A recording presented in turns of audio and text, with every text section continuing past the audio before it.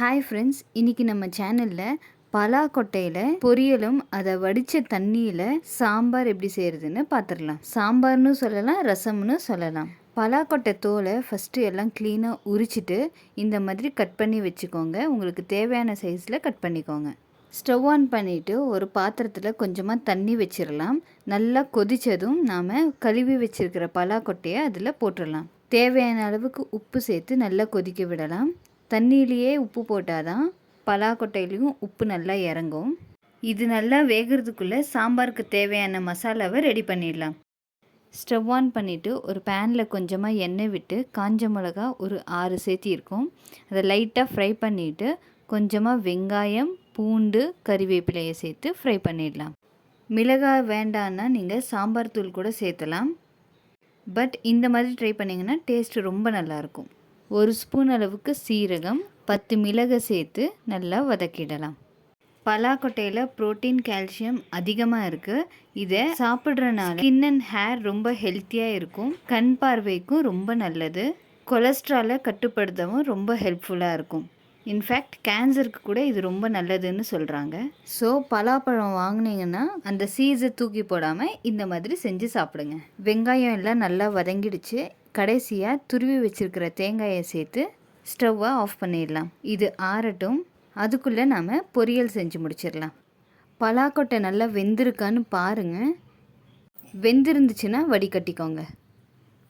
Stove on பண்ணிவிட்டு ஒரு பாத்திரத்தில் கொஞ்சமாக எண்ணெய் விட்டு கடுகு சேர்த்திக்கலாம்.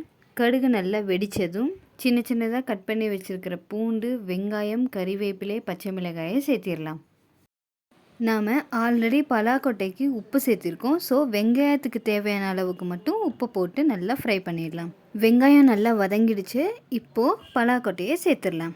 இது ஆல்ரெடி வெந்திருக்கிறனால ரொம்ப நேரம் வேக வைக்க வேண்டிய அவசியம் இல்லை. கொஞ்சமாக தேங்காய் துருவல், கொத்தமல்லி சேர்த்து கிளறி விட்டோன்னா பொரியல் ரெடி ஆகிடுச்சு. இப்போது சாம்பார் எப்படி செய்கிறதுன்னு பார்த்துடலாம். நாம் ஆல்ரெடி மசாலா எல்லாம் ரெடி பண்ணி வச்சுருந்தோம். நல்லா ஆறி இருக்குது. இப்போ இதை மிக்ஸி ஜாரில் சேர்த்துட்டு ஊற வச்சுருக்கிற கொஞ்சம் புளியவும் ஜார்லேயே சேர்த்து அரைச்சிடலாம். புளி மிக்சியில் போட பிடிக்கலைன்னா நீங்கள் கரைச்சி கூட உப்பு சேர்த்துறதுக்கு முன்னாடி போட்டு கொதிக்க விடலாம். ஸ்டவ் ஆன் பண்ணிவிட்டு ஒரு பாத்திரத்தில் கொஞ்சமாக எண்ணெய் விட்டு கடுகு சேர்த்துடலாம்.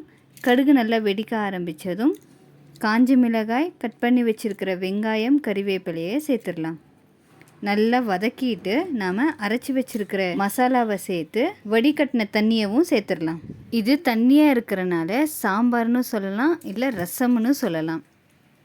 தேவையான அளவுக்கு உப்பை சேர்த்து நல்லா கொதிக்க விடலாம்.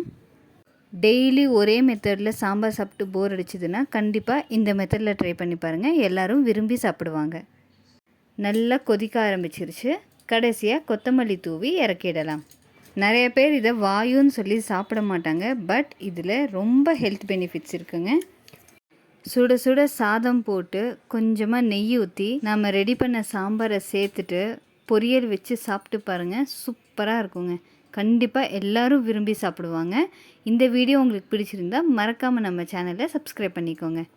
இந்த மாதிரி ஹெல்த்தி வீடியோஸ் டெய்லி பார்க்கணுன்னா நம்ம சேனலை மறக்காமல் சப்ஸ்கிரைப் பண்ணிக்கோங்க. நாளைக்கு இன்னொரு ஈஸியான ரெசிபீஸோடு சந்திக்கலாம்.